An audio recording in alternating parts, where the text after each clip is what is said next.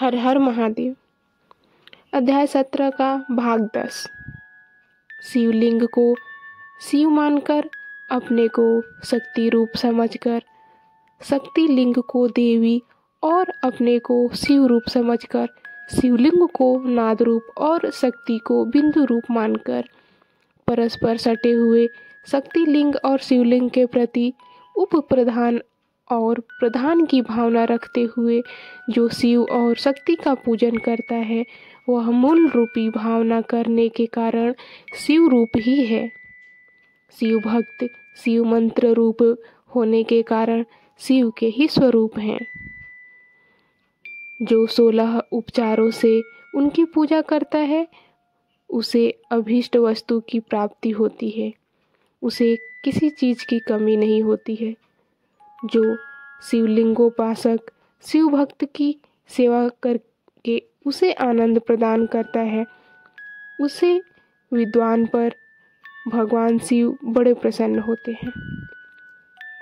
5, 10 या 100 सपत्नीक शिव भक्तों को बुलाकर भोजन आदि के द्वारा पत्नी सहित उनका सदैव समादर करें।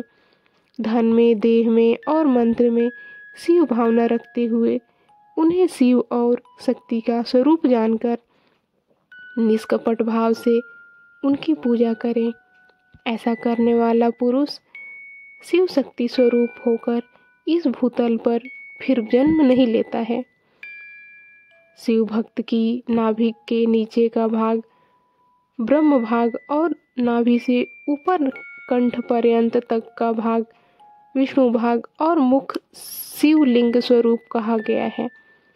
मृत्यु के बाद दहादि संस्कार हुआ हो या जो दहादि संस्कार से रहित हो, उन पितरों के उद्देश्य से शिव को ही आदि पितर मानकर उनकी पूजा करनी चाहिए। पुनः आदि माता शक्ति की पूजा कर शिव भक्तों को पूजन करना चाहिए। ऐसा करने वाला पुरुष मरने के बाद क्रमशः पितृलोक को प्राप्त करता है। इसी प्रकार उसे मुक्ति प्राप्त हो जाती है। 10 क्रियावान पुरुषों से युक्त योगियों की अपेक्षा एक तपोयुक्त प्राणी श्रेष्ठ है। 100 तपोयुक्त तपस्वियों की अपेक्षा एक जप जापक विशिष्ट है। सहस्त्र जपयुक्त जापों की अपेक्षा एक शिव ज्ञानी का विशेष महत्व है।